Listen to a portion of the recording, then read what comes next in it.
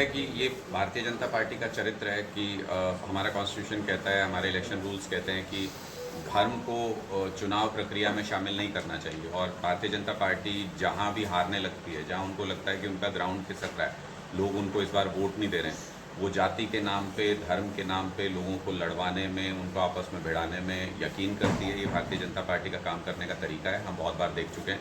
लेकिन फूट डालो राज करो अंग्रेज़ों के टाइम में चलता था। अब लोगों को वो समझ में आ गया है कि जब हम उस वक्त फूट डालो राज करो की रणनीति में उलझ गए तो हमें 300 साल लगे गुलामी से बाहर आने में। अब लोग उस सब जाल में फंसने वाले नहीं हैं। अब लोगों में इस बात को लेकर के नाराज़गी है कि भारतीय जनता पार्टी किस तरीके से धर्म, जाति, इन सब चीज़ों का इस्तेमाल करती है चुनाव में, और उसका खामियाजा कर्नाटक चुनाव में भी भारतीय जनता पार्टी को साफ तौर पे भुगतना पड़ेगा। पूरी ताकत से आम आदमी पार्टी, चूँकि हमें समय कम मिला था, हम आज संगठन बनाने में हमने मेहनत की और संगठन बनाया भी अच्छा। पूरी ताकत से हम वहाँ पर लड़ रहे हैं। हम 17 अलग अलग प्रदेशों में आम आदमी पार्टी अपना संगठन निर्माण करके, और एक नेशनल पार्टी बनने के बाद हमारे कंधों पे जो रिस्पॉन्सिबिलिटी है वो और ज़्यादा बढ़ गई है। तो हम कर्नाटक में भी चुनाव लड़ रहे हैं और कई सीटों पर हम बहुत अच्छा चुनाव लड़ रहे हैं। हमारा एक पहला चुनाव है वहाँ पर, तो हमें उम्मीद है कि हम वहाँ पर अच्छा परफॉर्म करेंगे। कई सीटों पर हमारे विधायक बन करके वहाँ पर आएंगे। आम आदमी पार्टी का इस पूरे मुद्दे पर बहुत ही कॉन्शियस डिसीजन है। सोच समझ के पार्टी ने आपस में तय करके निर्णय लिया है कि हम इस मुद्दे पर राजनीति नहीं करेंगे, और किसी भी स्तर पे हम अपने टोपी झंडे लगा के और नारेबाजी करते हुए आम आदमी पार्टी के नाम से हम कहीं पर भी इस मुद्दे पे राजनीति नहीं करेंगे। हम जंतर मंतर पे भी हमारे सारे नेता गए, अरविंद केजरीवाल जी भी गए, उन्होंने अपना पूरा समर्थन, क्योंकि जायज़ मांग है, इन सारे पहलवानों ने देश का के नाम को बढ़ाया है, देश के लिए गौरव अर्जित किया, मेडल जीता। और जब ये मेडल जीतते थे उस वक्त तो चाहे प्रधानमंत्री हो वो भी बधाई देते थे, मुख्यमंत्री वो भी बधाई देते थे, हम लोग भी बधाई देते थे, कांग्रेस वाले भी बधाई देते थे। तब तो कहीं कोई पार्टी नहीं थी, कहीं कोई नेताबाजी नहीं थी। तब तो सारे लोग ये सोचते थे कि हमारे देश के खिलाड़ी ने मेडल जीता है, उसमें से थोड़ा सा गौरव जो है वो मैं भी चुरा लूँ। आज जब ये खिलाड़ी मुसीबत में है तो ये पार्टीबाजी, ये राजनीति, ये सब कहाँ से आ गई इसमें? देश का नागरिक होने के नाते हर पार्टी के हर कार्यकर्ता को, हर सामाजिक व्यक्ति को, हर किसी, ये चाहे वो पहलवान हो, चाहे उनके परिवार से कोई पहलवान हो या ना हो, हर किसी व्यक्ति को उनका साथ देना चाहिए। क्योंकि आज अगर उन बेटियों के आंसू हम नहीं पहुंच पाए, आज अगर उनके इस मुद्दे को हम नहीं उठा पाए, तो कल को कोई भी माँ बाप अपनी बेटियों को खेलने के लिए नहीं भेजेगा। तो स्पष्ट मत है, इस मुद्दे पे हम राजनीति नहीं करेंगे। और मेरा ये साफ मानना है कि इसमें राजनीति करनी नहीं चाहिए किसी भी तरीके से। और अगर कोई राजनीति कर रहा है, कहीं से इस तरीके का कोई सबूत मिलता है या कोई बात सामने आती है, तो मुझे लगता है कि वो बहुत गलत तरीका है। इसमें सीधी बात सिर्फ ये है कि हमारी बेटियां, हमारी बहनें जिन्होंने देश के लिए मेडल जीते, एक तरफ वो खड़ी हैं, एक तरफ वो अपनी व्यथा बता रही हैं। और मैं अखबार में पढ़ रहा था जो उनके जो बयान हैं उन बेटियों के, वो बहुत ही दर्दनाक है। एक तो नाबालिग बच्ची है उनमें से, जिस तरीके का व्यवहार उनके साथ किया गया वो किसी राक्षस से कम नहीं है। और ऐसा व्यक्ति अगर फेडरेशन का अध्यक्ष बन के उनके सिर पे बैठा हुआ है, हमारा फ़र्ज़ बनता है कि उसको उस कुर्सी से हटाएं, चाहे उसके लिए कितनी भी ताकत लगानी पड़े। अगर कोई भी पॉलिटिकल पार्टी इसमें राजनीति करके इसको, आंदोलन को कमज़ोर कर रही है, तो मैं उसकी भर्त्सना करता हूँ, मैं उसकी निंदा करता हूँ। लेकिन मुझे लगता है कि इस पार्टी लाइन से ऊपर आकर के हमें सिर्फ़ और सिर्फ इसमें, इस मुद्दे के ऊपर लड़ाई लड़नी चाहिए कि ये जो बच्चियां हैं, ये जो बहनें हैं हमारी, जिन्होंने इतनी मेहनत करके देश का नाम रोशन किया, बहुत कठिन लड़ाई होती है। हरियाणा में जिस तरीके का हमारा परिवेश है, जिस तरीके का रहन सहन है, जिस तरीके का समाज है, उसमें ये बहुत ही कठिन लड़ाई होती है कि अपने घर की बेटी को हम उस मुकाम तक इस संघर्ष करके पहुंचा पाएँ। पेरेंट्स बहुत मेहनत करते हैं उसके लिए, और अगर वहाँ पर उनको इस तरीके की अपमानजनक स्थिति मिलती है, इस तरीके का दुर्व्यवहार मिलता है, तो मुझे लगता है कि ऐसी स्थिति को हमको बिल्कुल जड़ से ख़त्म कर देना चाहिए। फेडरेशन के ऐसे अध्यक्ष नहीं होने। वो जो दिल्ली शराब घोटाला जिसको कहा जा रहा था, वो भारतीय जनता पार्टी की एक मनगढ़ंत कहानी थी। उसमें कोई सबूत नहीं है किसी तरीके का। अभी 2 लोगों को ज़मानत मिली है ईडी के केस में, इसी कथित शराब घोटाले के केस में, और ज़मानत देते हुए अपने 85 पेज के ऑर्डर में कोर्ट ने बहुत साफ लिखा है, 1 पैसे के लेन देन का भी कोई सबूत अभी तक ईडी पेश नहीं कर पाई कोर्ट के अंदर। सिर्फ ये उनके पास जो तर्क है वो ये है कि किसी व्यक्ति ने कोई बयान दिया है।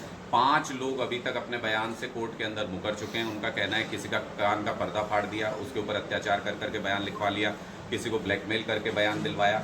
उस बयान को सपोर्ट करने के लिए कोई प्रूफ ईडी अभी तक कोर्ट में नहीं दे पाई। जमानत देते हुए कोर्ट ने ये स्पष्ट कहा कि आप कहते थे पहले 100 करोड़ का घोटाला है, फिर उन्होंने कहा 30 करोड़ रुपए का लेन देन इस व्यक्ति के मार्फत हुआ, और कोर्ट ने ये स्पष्ट किया कि 30 करोड़ तो छोड़िए, ₹1 के लेन देन का भी आप कोई सबूत नहीं दे पाए। आप कह रहे हैं इसके फ़ोन में उसका नंबर सेव था, तो वो नंबर सेव होना कोई गुनाह नहीं है। आप कह रहे हैं 14 फ़ोन जो हैं वो डिस्ट्रॉय कर दिए मनीष सिसोदिया जी ने। 14 के 14 फ़ोन चल रहे हैं वो सारे, उनमें से 5 फ़ोन तो ईडी के अपने कब्जे में है, ईडी ने उनको ले रखा है फ़ोनों को। तो ये सारे के सारे तर्क जो हैं ईडी के, वो झूठ निकलते जा रहे हैं। मेरा अब काउंटर सवाल भारतीय जनता पार्टी से ये है कि दिल्ली शराब घोटाले में तो आपने जो साजिश, जो कहानी रची थी, उसका तो पर्दाफाश हो गया, उसकी तो सारी परतें अब हटनी शुरू हो गई हैं। कुछ दिन में दूध का दूध और पानी का पानी सामने हो जाएगा।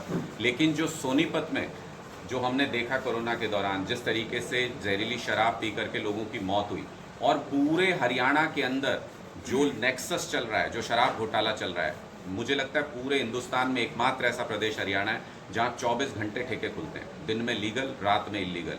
उस शराब घोटाले की जांच कब होगी? जो लोगों की जान गई थी जहरीली शराब पी करके, उसकी जांच की रिपोर्ट को क्यों दबा दिया खट्टर सरकार ने? कहाँ है वो रिपोर्ट? उसके ऊपर एक्शन क्यों नहीं हुआ? और कौन राजनेता ऐसे हैं, सारे हरियाणा को पता है, मोटे मोटे तौर पे सारे हरियाणा को पता है कि ये शराब का पैसा दिन का हो चाहे रात का हो, किसके खाते में जा रहा है, किसके पास जा रहा है। उस राजनेता के साथ गलबैयाँ खट्टर सरकार क्यों कर रही है? उसके खिलाफ कार्रवाई करने से क्यों डरते हैं? अपने शराब घोटाले का जवाब दे हरियाणा की भाजपा सरकार। रिनोवेशन हुआ था तो बोले कि 45 करोड़ का शीश महल बनवा लिया।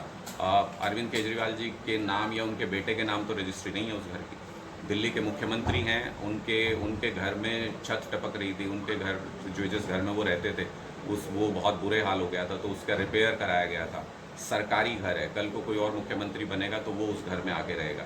तो ये बेजा मुद्दे इसलिए उठा करके लाती है भारतीय जनता पार्टी क्योंकि उनके पास अरविंद केजरीवाल जी जो काम कर रहे हैं दिल्ली में, उसके खिलाफ बोलने के लिए उनके पास कुछ भी नहीं है। इसलिए कभी वो ये मुद्दा उठा के लाते हैं, कभी वो मुद्दा उठा के लाते हैं। उनके अपने लोग, भारतीय जनता पार्टी के लोग भी इसी मुद्दे पे वो प्रदर्शन करने के लिए दिल्ली में बैठे थे। ना उनके अपने नेता उस प्रदर्शन में पहुंचे, ना जनता पहुंची। दिल्ली के लोगों ने ये बता दिया कि फालतू के मुद्दों पर उनको समर्थन नहीं करेंगे।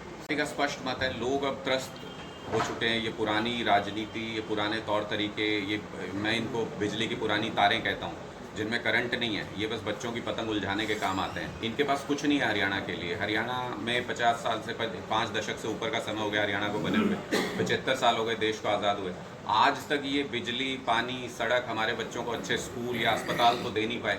मुझे आज समझ ही नहीं आता, लोग भी ये सोचते हैं कि यार हम चुनाव में तो हर बार वोट देते हैं, इतने चुनाव में वोट देते हैं, किन मुद्दों पे दे रहे थे, किस लिए दे रहे थे, हुआ क्या हमारे लिए आज तक? तो आम आदमी पार्टी उन मूलभूत मुद्दों के ऊपर अपनी राजनीति कर रही है। हम अपने संगठन का निर्माण कर रहे हैं। आपने देखा पिछले दिनों में लगभग 12 लाख सदस्य हरियाणा के अंदर आम आदमी पार्टी के बने। ये स्पष्ट दिखाता है कि नीचे नीचे लोगों के अंदर गुस्सा भरा पड़ा है, वो एक बदलाव के लिए तैयार बैठे हैं। हम उस संगठन का निर्माण कर रहे हैं जिसके ज़रिए 2024 का चुनाव लड़ेंगे। ना इन यात्राओं में कुछ रखा, जो पैसा कमा रखा है पुश्तों से, उस पैसे को खर्च कर रहे हैं ऐसी यात्राएं करके, ऐसी PR एक्सरसाइज करके। और कांग्रेस का हाथ से हाथ जोड़ो तो नाम ही उसका मुझे समझ नहीं आता। ये कांग्रेस के 4 जो बड़े नेता हैं वो तो हाथ से हाथ जोड़ नहीं पाए आज तक। राहुल गांधी भारत जोड़ो यात्रा करके निकल गए हरियाणा से, अपने सारे नेताओं को एक साथ नहीं चला पाए, अपने साथ नहीं चला पाए। कभी किसी की टांग टूट जाती थी, कभी किसी के पेट में दर्द हो जाता था, कभी कोई यहाँ होता था, वहाँ होता था। तो ये सब दिखावे की एक्सरसाइज है, PR एक्सरसाइज है, इनमें कुछ नहीं रखा। हरियाणा के लोग इन सब चीज़ों को समझ चुके हैं, भारतीय जनता पार्टी से त्रस्त हो चुके हैं बुरी तरह से। JJP के पल्ले कुछ है ही नहीं इस बार। मुझे लगता नहीं कि वो टिकट भी पूरी दे पाएंगे, उनके पास लोग नहीं होंगे। तो ये आम आदमी पार्टी के लिए एक सुनहरा मौका है और लोग इंतज़ार कर रहे हैं कि जैसी पंजाब में सरकार चल रही है, जैसी दिल्ली में सरकार चल रही है, वैसे हरियाणा में भी सरकार बने। आम आदमी पार्टी के लिए लोगों में बहुत प्यार है। सर ने कहा हाँ जी, उनके पिताजी किस जोर में गए थे जेल? हाँ उनके पिताजी तो जेल में रह के आए हैं, तो उनको तो बोलना ही नहीं चाहिए इन सब मुद्दों के ऊपर।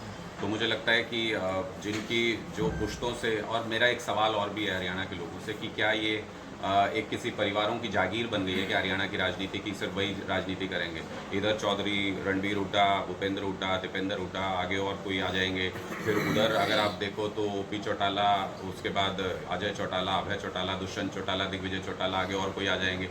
यही सब चलते रहेंगे क्या? इनकी जागीर है हरियाणा की राजनीति।